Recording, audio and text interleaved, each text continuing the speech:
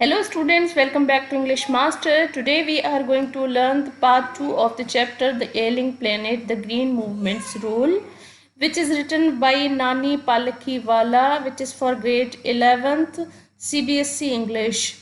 So we will have to cover part 2 today. So let us begin. It has been well said that forests precede, means lead mankind, deserts follow. तो हमने अभी तक क्या पढ़ा था? हम पढ़ रहे थे कि जो एक फैक्टर है जिस पर हमारी जो पूरी इकोनॉमी टिकी हुई है, उसमें 4 बायोलॉजिकल सिस्टम्स हैं जो हमने पढ़े थे: fisheries, forest, grassland and croplands.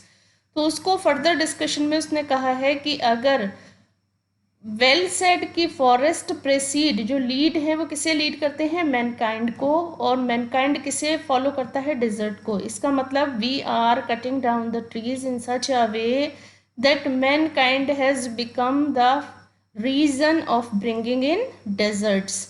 तो मैनकाइंड ने पेड़ों को इतनी बुरी तरह से काटा है जो अब एक डेजर्ट का रूप लेते जा रहे हैं। The world's ancient patrimony of tropical forest is now eroding at the rate of 40 to 50 million acres a year. तो जो फॉरेस्ट हैं वो एक साल में कितने 50 मिलियन एकर्स जो है वो क्या होते जा रहे हैं? कटते जा रहे हैं और कम होते जा रहे हैं। तो people are cutting the trees in such a way that every year almost 50 million acres trees are cut down and they are replacing by the factories, mills and the housings. And the growing use of dung for burning deprives the soil of an important natural fertilizer. और लोग क्या कर रहे हैं? जो डंग होता है, the droppings of the cows and buffaloes, तो जो गोबर होता है उसको क्या कर रहे हैं? उसका यूज़ कर रहे हैं लोग। किस लिए? बर्निंग डिप्राइव्स, जो सॉइल को क्या करता है? एक इम्पॉर्टेंट नेचुरल फर्टिलाइज़र होता है, उसको वो अपने यूज़ में ले रहे हैं, उसको बर्न कर दे रहे हैं, क्योंकि they are cooking their food and they are using them for their own uses and they are not thinking about as it is a natural fertiliser. तो ये नेचुरल फर्टिलाइज़र होता है जो फर्टिलाइज धरती को करने के काम होता है, लेकिन लोग उसे भी यूज़ कर रहे हैं। तो इसका मतलब हमारे पास कुछ नहीं बचता है जो कि हमारे प्लैनेट अर्थ की हेल्थ को ग्रो करे।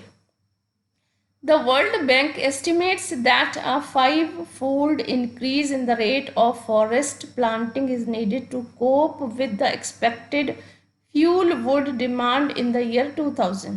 तो वर्ल्ड बैंक ने क्या एस्टिमेट किया है कि हमें 5 गुना इंक्रीज करना पड़ेगा। किसमें? प्लांटिंग करने में, फॉरेस्ट को। वो बहुत ज़रूरी है ताकि हम इस डिमांड जो 2000 तक आ जाएगी उसमें हम जो एक्सपेक्टेड फ्यूल वुड जो ज़रूरतें हैं तो हम उसको पूरा कर सकें। So the current plantation of the tree needs 5-fold increment.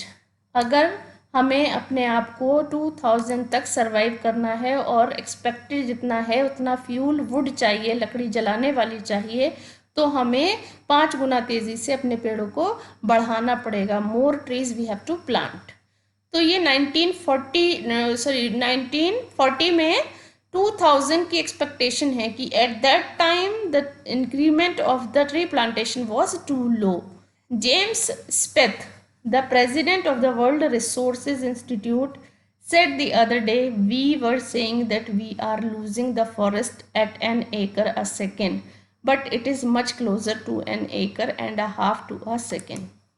So let us see, जो हमारे पेड़ हैं, हम 1 सेकेंड में कितने 1 एकड़ पेड़ों को खो देते हैं। So that the rapid cutting down of trees is because we are losing an acre in 1 second. Imagine.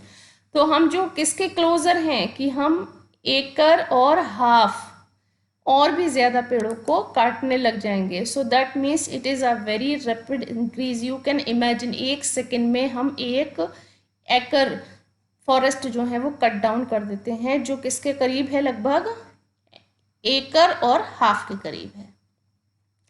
Article 48A of the Constitution of India provides that the state shall endeavor to protect and improve the environment and to safeguard the forest and wildlife of the country. तो article 48A जो हमारे constitution में लिखा हुआ है वो हमसे कहता है कि हमें क्या करना है, हमें प्रोटेक्शन करना है और इम्प्रूव करना है किसे, अपने एनवायरनमेंट को, ताकि हम अपने फॉरेस्ट और वाइल्ड लाइफ को अपने कंट्री की क्या कर सकें, सेफ गार्ड कर सकें. But what causes endless anguish is the fact that laws are never respected nor enforced in India. लेकिन परेशानी की बात क्या है कि हमारे कंट्री में, इंडिया में, सबसे ज़्यादा गुस्सा इस बात पर आता है कि ये सिर्फ फैक्ट हैं जो लॉज में हैं, ना तो कोई इनकी रिस्पेक्ट करता है ना ही इनको कोई लागू करता है. मीन्स सब अपने तरीके से काम करते हैं, कोई भी लॉ को इन्फोर्स या उसको रिस्पेक्ट नहीं करता. So people are not keeping in mind that even the laws have been created to be enforced so that we can safeguard our country and we can stop cutting down the trees and we protect our environment. For instance, the constitution says that casteism, untouchability and bonded labour shall be abolished. Abolished means होता है and करना, ख़त्म कर देना. जैसे हम उसने एक एग्जाम्पल लिया है कि हमारा कॉन्स्टिट्यूशन तो ये भी कहता है कि हमें कास्टिज़म नहीं करनी चाहिए, हमें ये अनटचेबिलिटी को भी दूर करना चाहिए और हमें जो लेबर है वो उनको भी, जैसे चाइल्ड लेबर या बॉन्डेड लेबर हो गई, उसको भी ख़त्म कर देना चाहिए.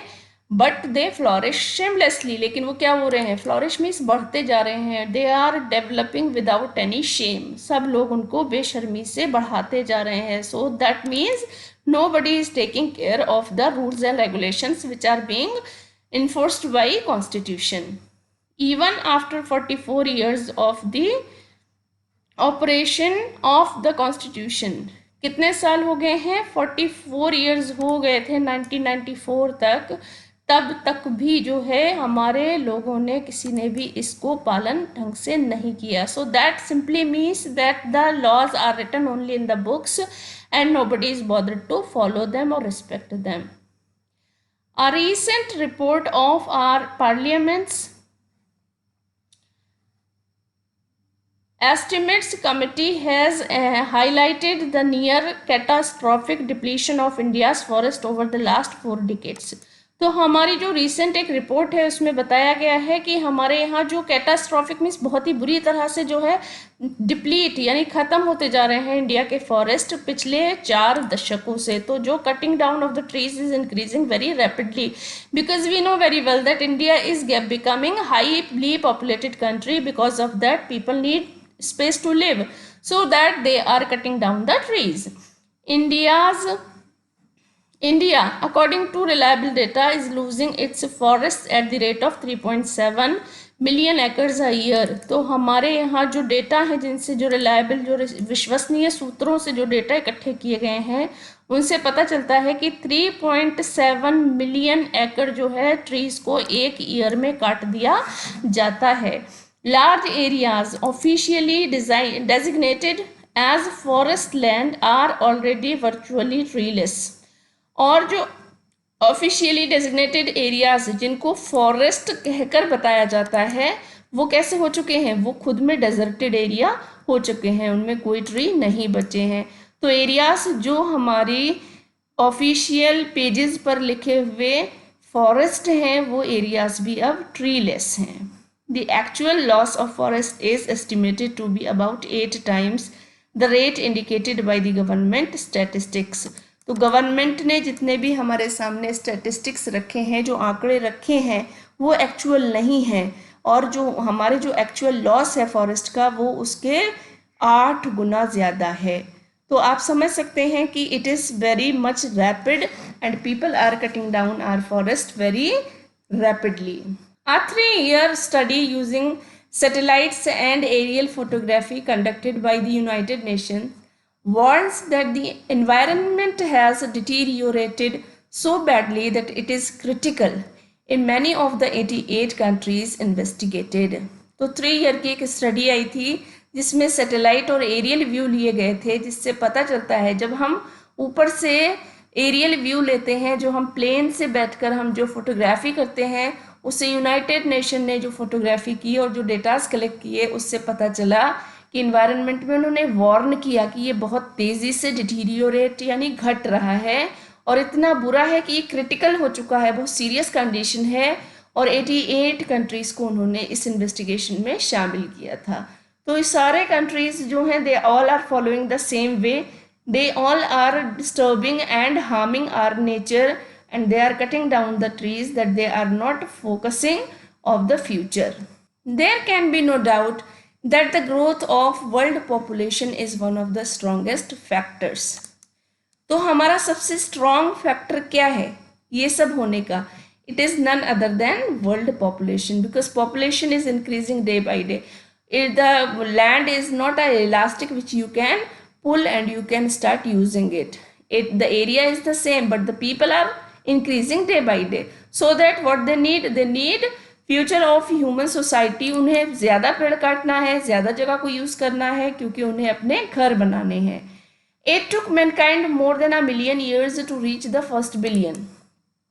जो मैनकाइंड था उसको 1 मिलियन से बहुत सारे साल लगे थे जब वो पहली बार बिलियन बने थे। That was the world population around the year 1800। तो ये कब की बात है? 1800 की बात है। और उसके बाद से क्या हुआ? It increased very rapidly. By the year 1900 a second billion was added and the 20th century has added another 3.7 billion. So you can see from a million it has become 3.7 billion. So how rapid the increase is. The present world population increased by 1 million. So the present world population is estimated at 5.7 billion. Every 4 days the world population increases by 1 million. तो एक चौथे दिन हमारे यहाँ कितनी 1 billion population grow कर जाती है according to the data of 1994. So you can imagine how fast our population is growing and people are not bothered about it. तो जो जनसंख्या घनत्व है वो पृथ्वी पर बढ़ता जा रहा है और पृथ्वी उतनी ही है, तो हम उसको नेचर को इस तरह से हार्म कर रहे हैं कि वो अब एलिंग यानी सिक हो चुका है। Fertility falls as income rise, education spreads and health improves. तो सब में क्या हो रहा है? हेल्थ इम्प्रूव्स तभी होती है जब क्या होता है? फर्टिलिटी हमारे यहाँ की क्या हो रही है? फॉल्स होती जा रही है। क्यों? क्योंकि हम अपनी ज़मीनों को किस में चेंज करते जा रहे हैं? इंडस्ट्रीज और फैक्ट्रीज में, जिससे इनकम तो बढ़ रही है, एजुकेशन स्प्रेड हो रही है और हेल्थ भी इम्प्रूव हो रही है, लेकिन डेवलपमेंट जो है ये कॉन्ट्रासेप्टिव हो चुका है। जो हम डेवलपमेंट कर रहे हैं वो हार्म किससे हो रहा है? सीधे सीधे it is harming our nature. But development itself may not be possible if the present increase in the numbers continues. लेकिन ये डेवलपमेंट नहीं रहेगा जिस तरह से तेज़ी से हम बढ़ते जा रहे हैं। अगर इसी तरह से हमारी इंक्रीज होता रहा पॉपुलेशन में, this development will result into a disaster, because earth will not support any other human beings anymore. The rich get richer and the poor beget children. Rich क्या होते जाते हैं? रिचर होते जाते हैं. So this is a kind of cycle which keeps on moving. और poor क्या होते जाते हैं? दे बिगेट चिल्ड्रन. वो ज्यादा बच्चे पैदा करते हैं because they believe that more children will bring more money in their houses which condemns them to remain poor. लेकिन उससे क्या होता है? Do you think it is possible to bring more money when they are more in number? No, because of the unemployment they keep on remaining poor. More children do not mean more workers, merely more people without work. तो क्या होता है? ज्यादा लोगों का मतलब ये नहीं होता कि बहुत सारे वर्कर हो गए हैं, बल्कि क्या होता है? It creates unemployment, that people are there but they do not have work to do. It is not compulsorily suggested that human beings be treated like cattle and compulsorily sterilized. तो ये कोई ज़रूरी नहीं है कि हम जो है ह्यूमन बींग्स को किसकी तरह ट्रीट करें? कैटल की तरह. अब ऐसा हो क्यों रहा है? Because we are growing in number so rapidly that we have lost our own respect in the society, so that we are being treated like a cattle. Nobody takes care about emotions and understandings. But there is no alternative to voluntarily family planning without introducing an element of coercion. Coercion means pressure. जब तक हम मानव जाति के ऊपर कोई pressure ना आए, कोई भी हम में से फैमिली प्लानिंग के बारे में नहीं सोचेगा. So everybody is doing his own best way to do their things and nobody is taking care of the planet earth. So here the writer says that earth should be taken care of, and it can only happen when the governments take it in an initiative and they start family planning, and it is done coercion, like pressure is given by the government that if people beget more children they will be punished. तो ये एक suggestion है. The choice is really between control of population and perpetuation of poverty. तो जो choice हमारी किस चीज के बीच में हो जाती है, एक या तो हम पॉपुलेशन को ग्रो करते रहें, या परपीचुएशन मीन्स होता है कंटिन्यूटी में, लगातार गरीबी की तरफ बढ़ते रहें. तो more children means bringing in more poverty because we will be more number of unemployed. So the choice remains between us only कि हमें या तो ज़्यादा हो जाना है नंबर में और बहुत सारी गरीबी लानी है, या अपने आप को कंट्रोल कर लेना है. So the birth rate should be down. The population of India is estimated to be 920 million today, more than the entire populations of Africa and South America put together. तो अगर हम इंडिया की population की बात करें तो हम Africa और साउथ अमेरिका दोनों जगह की जनसंख्या को एक जगह इकट्ठा कर दें तो भी हमारी इंडियन जो है पॉपुलेशन के बराबर नहीं होती. No one familiar with the conditions in India would doubt that the hope of the people would die in their hungry hutments unless population control is given topmost priority. तो इस बात से कोई अनभिज्ञ नहीं है कि जो कंडीशंस हैं वो ऐसी हो चुकी हैं कि हाँ, इंसानों के जो बहुत सारी ज़रूरतें हैं वो उनके हटमेंट, उनके घरों में ही वहीं दम तोड़ देंगी. और अगर इस पर रोक न लगाई गई हो, किस पर, ओवर पॉपुलेशन पर, तो अगर हम इसको टॉप मोस्ट प्रियोरिटी नहीं देंगे तो शायद हम अपनी बेसिक नेसेसिटीज भी पूरी नहीं कर पाएंगे. So it is a kind of pressure which is given by the government through this article that it is really alarming sign for us if we will not take care, so we will have to face consequences in our future. For the first time in human history we see a transcending concern, the survival not just for the people but of the planet. लेकिन अब कुछ time से human history में एक change आया है, एक concern I है. वो क्या है कि वो सिर्फ अपने सर्वाइवल की नहीं लेकिन प्लैनेट के सर्वाइवल की भी सोचने लगे हैं. We have begun to take a holistic view of the very basis for our existence. तो अब लोगों ने कौन सा व्यू ले लिया है? It has become a holistic view. हम अपनी विचारधारा को इसमें जोड़ रहे हैं कि जो है ह्यूमन जो है वो एग्जिस्ट जो करते हैं अर्थ पे, तो वो उसकी भी टेक केयर करें. The environmental problem does not necessarily signal our demise, it is our passport for the future. तो जो हम environment जो है उसमें जो प्रॉब्लम है वो यही नहीं है कि हमारा अंत हो जाएगा, बल्कि ये क्या है, अगर हम इसकी केयर करेंगे तो ये एक पासपोर्ट है जो हमें फ्यूचर में ले जाने के काम आएगा. So it works as a passport if you take care of it, otherwise you won't be able to survive and you will find many more problems coming in because of overpopulation. The emerging new world vision has ushered in the era of responsibility. तो अब जो लोग हैं, जो नई generation है, उनमें एक सेंस ऑफ रिस्पॉन्सिबिलिटी दिखाई देता है. वो चाहते हैं कि एक इस एरा को, इस युग को हम चेंज कर दें और हम अपनी सोच बदलें. It is a holistic view, an ecological view, seeing the world as an integrated whole rather than a disassociated collection of parts. तो यहाँ लोग कंट्रीज में बांट कर नहीं देख रहे हैं. It is not being associated like this is India, this is Pakistan, this is Nepal and this is China. Instead, they have kept every country together and they have put together their holistic view that we all together have to take care of our planet Earth, otherwise it is not going to survive our coming generations. Industry has a most crucial role to play in this new era of responsibility. तो पहली बात हो गई हमारी over population की जो हमने ऊपर की, और दूसरी चीज़ क्या आ जाती है? इंडस्ट्रियलाइजेशन. हम इंडस्ट्रियलाइजेशन को इतनी तेज़ी से बढ़ा रहे हैं जिससे धुआं और कचरा जो दूसरी चीज़ें हैं वो हमारे इन्वायरमेंट को और भी ज़्यादा डायरेक्टली हार्म कर रही हैं.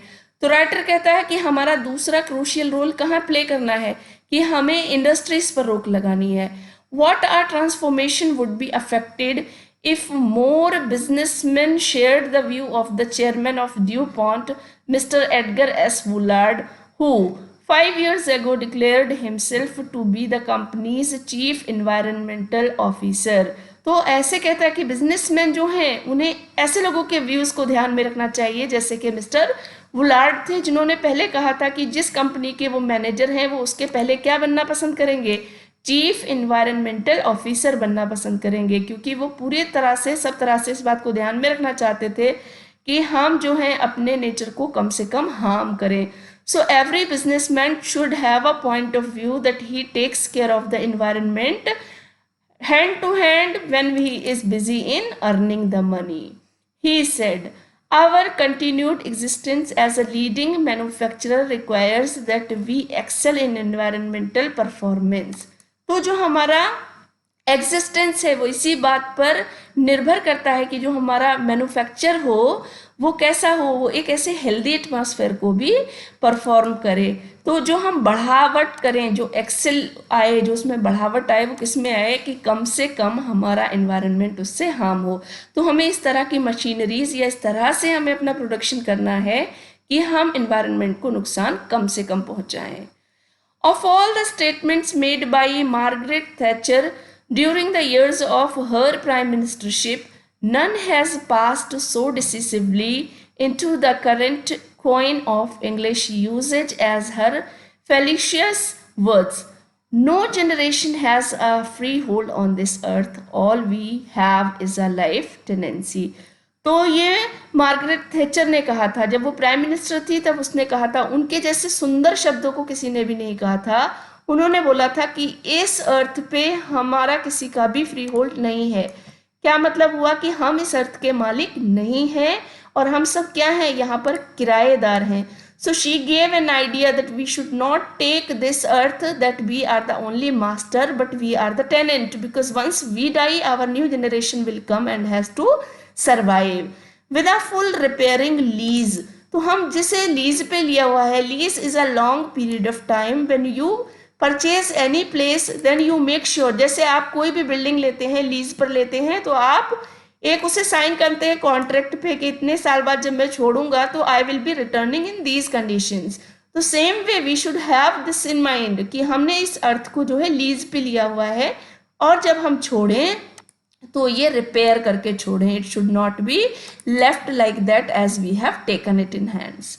इन the words of mister Lester Brown, उन्होंने क्या कहा कि we have not inherited this earth from our forefathers. ऐसा मत समझो कि ये जो हमारे पिछले पुरखे थे हमने इनसे विरासत में ये ज़मीन ली है, ये जगह ली है जिसको हम मिसयूज़ कर रहे हैं, बल्कि हमें क्या सोचना है, we have borrowed it from our children.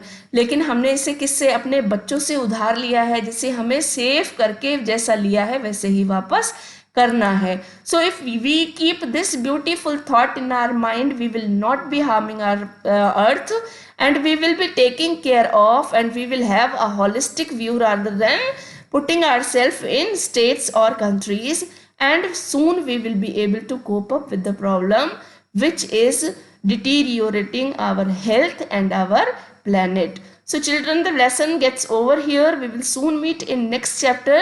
Till then, take care and do not forget to subscribe the channel to get updated.